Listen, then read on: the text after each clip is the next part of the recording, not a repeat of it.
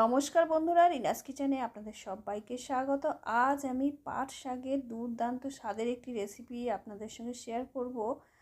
এই রেসিপি দিয়েই ভাত খাওয়া হয়ে যাবে বন্ধুরা। দ্বিতীয় তরকারি কিন্তু দরকার পড়বে না। পাট শাকটা আমি যেভাবে রান্না করেছি সেভাবে যদি রান্না করেন, আর তার জন্য দেখুন এক একটি পাট শাক আমি আগে থেকেই ধুয়ে পরিষ্কার করে আর মধ্যিখানে শিরাটা ফেলে পাতাগুলোকে নিয়েছি, দেখতেই পেলেন।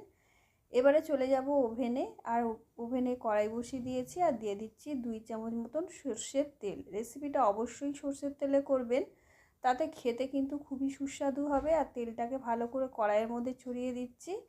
এবারে দুটো আলু, আমি মিডিয়াম সাইজের আলু পাতলা পাতলা করে কেটে নিয়েছি, যেমন আলু ভাজা কাটা হয় সেই রকম কেটে নিয়ে আলুগুলোকে কিন্তু খুব ভালো করে ভেজে নেব। দেখুন, নাড়াচাড়া করে ঢাকা দিয়ে আমি 2 মিনিট মতো রান্না করে নেব। 2 মিনিট পরে ফিরে আসছি। 2 মিনিটের মাঝেও আমি কিন্তু নাড়াচাড়া করে দিয়েছিলাম যাতে আলুগুলো পুড়ে না যায়। এইভাবে ঢাকা চাপা দিয়ে আলুগুলোকে খুব ভালো করে ভেজে নিতে হবে। আর দিয়ে দিলাম অল্প পরিমাণে লবণ আর হলুদ দিয়ে কিছুক্ষণ সময় ধরে আলুটাকে খুব সুন্দর করে ভেজে নিতে হবে। আর বন্ধুরা, এত টেস্ট হয় এই পাট শাকের রেসিপি, এটা দিয়েই কিন্তু ভাত খাওয়া হয়ে যাবে। আর দ্বিতীয় তরকারি কিন্তু মুখে ভালো লাগবে না, এতটাই স্বাদ হয় এর।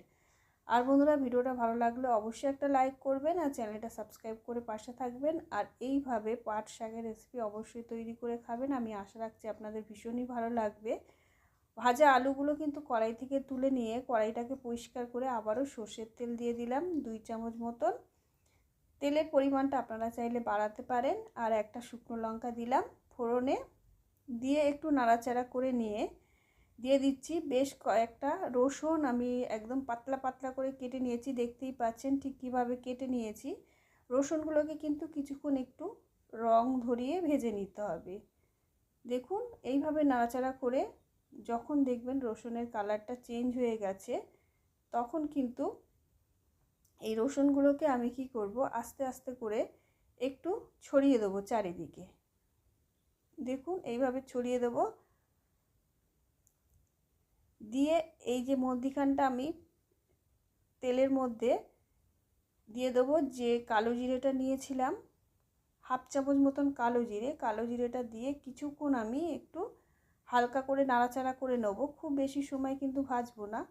রসুনটা দেখতেই পাচ্ছেন, রসুনটার কালারটা কিন্তু চেঞ্জ হয়ে গেছে। এই পর্যায়ে দিয়ে দেবো পেঁয়াজ। একটা বড় সাইজের পেঁয়াজ আমি পাতলা পাতলা ঝিরিঝিরি করে কেটে নিয়েছিলাম, সেই পেঁয়াজটা দিয়ে পেঁয়াজটাকেও খুব ভালো করে ভেজে নিতে হবে। পেঁয়াজ রসুন সব কিছু একসাথে বেশ ভালো করে কিছুক্ষণ ভেজে নেওয়ার পরে দিয়ে দেবো দুটো চেরা কাঁচা লঙ্কা। ঝালটা আপনারা আপনাদের স্বাদ অনুসারে দেবেন, এর থেকে বেশি পরিমাণেও দিতে পারেন। আর কাঁচা লঙ্কাটা কুচিও দিতে পারেন, যেমন ঝাল খেতে পছন্দ করবেন সেই হিসেবে অবশ্যই ঝালটা দেবেন। যারা ঝাল ঝাল খেতে পছন্দ করেন তারা এর থেকে বেশি পরিমাণেও ঝাল দিতে পারেন। কিছুক্ষণ ভেজে নেবার পর পাট শাকগুলোকে আমি দিয়ে দিচ্ছি। এক আঁটি পাট শাক আমি সবটাই এর মধ্যে দেব। পাট শাকটা দেখতেই পাচ্ছেন অনেকটা হয়েছে, কিন্তু এতটা থাকবে না, পাট শাকটা আস্তে আস্তে কমে যাবে, তবে একটু সময় লাগবে কমতে। গ্যাসের ফ্লেমটা লো টু হাই রেখে আমি পাট শাকটাকে এইভাবে নাড়াচাড়া করব। তাতে কি হবে, আস্তে আস্তে কিন্তু পাট শাকটা নরম হতে থাকবে। যতক্ষণ না পাট শাকটা দেখুন একদম নেতিয়ে যাচ্ছে, ততক্ষণ কিন্তু এইভাবে গ্যাসের ফ্লেমটা হাই রেখে নাড়াচাড়া করে নিতে হবে। আস্তে আস্তে কিন্তু পাট শাকটা এরকম কমে যাবে। এবারে দিয়ে দেবো স্বাদ অনুসারে লবণ। লবণটা দেওয়ার জন্য কিন্তু শাকটা আরও দ্রুত কমে যাবে আর শাকের থেকে জল ছাড়তে শুরু করবে। দেখুন, লবণটা দিয়ে খুব বেশিক্ষণ কিন্তু আমি নাড়াচাড়া করব না, এরকম কিছুক্ষণ একটু নাড়াচাড়া করে নেব। নিয়ে ভালো করে পেঁয়াজের মধ্যে দেখুন শাকটাকে মিশিয়ে দিচ্ছি, দিয়ে কি করব, ঢাকা দিয়ে আমি রেখে দেবো। ঢাকা দিলে কি হবে, লবণটা দেওয়ার জন্য এই শাক থেকে জল ছাড়তে শুরু করবে আর সেই জলেই কিন্তু শাকটা সিদ্ধ হয়ে যাবে।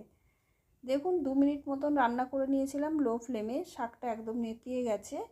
আর 2 মিনিট পরে কিন্তু আমি নাড়াচাড়া করে দিচ্ছি। বেশিক্ষণ ঢাকা দিয়ে রাখা যাবে না, তাহলে শাকটা পুড়ে যাওয়ার সম্ভাবনা থাকবে। তাই অল্প কিছুক্ষণ সময় ঢাকা দিয়ে আবারও নাড়াচাড়া করে আবারও আমি ঢাকা দিয়ে এইভাবে কিন্তু ঢাকা চাপা দিয়ে শাকটাকে ভালো মতন সিদ্ধ করে নিতে হবে, যাতে শাকের জলেই শাকটা সিদ্ধ হয়ে যায়। তবে শাকের জলে কিন্তু শাকটা সিদ্ধ হয়নি, শাকটা অনেকক্ষণ কেটে রাখার জন্য ধুয়ে রেখে দিয়েছিলাম, তার জন্য একটু শাক থেকে জল বেরোয়নি, তাই অল্প করে আমি একটু জল যোগ করেছিলাম শাকটা সিদ্ধ হবার জন্য।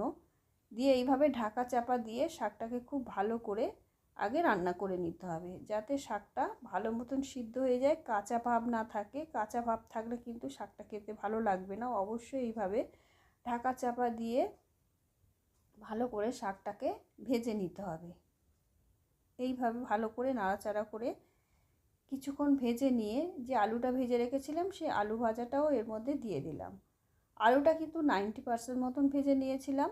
এবারে শাকের মধ্যেই আলুটা দিয়ে আলু আর শাক সব কিছু একসাথে খুব ভালো করে কিছুক্ষণ নাড়াচাড়া করে ভেজে নিতে হবে। আর বন্ধুরা, এইভাবে কিছুক্ষণ ভেজে নিতে হবে ভালো করে। আর এই রেসিপিটা এত দুর্দান্ত হয় খেতে। পাট শাক একবার এইভাবে ভাজি করে দেখবে, অসাধারণ হয় খেতে। এই দিয়েই কিন্তু ভাত খাওয়া হয়ে যাবে, আর দ্বিতীয় তরকারি কিন্তু খেতে ইচ্ছা করবে না, এতটাই টেস্টি হয়। আর দেখতেই পাচ্ছেন শাকটা কতটা লোভনীয় হয়েছে। এটা ভাত কিংবা রুটির সাথে খেতে পারেন। গরম গরম ভাতে খেতে কিন্তু দুর্দান্ত লাগবে বন্ধুরা। আর ভিডিওটা ভালো লাগলে অবশ্যই একটা লাইক করবেন, আর চ্যানেলটা সাবস্ক্রাইব করে পাশে থাকবেন, আর এইভাবে বানিয়ে খাবেন।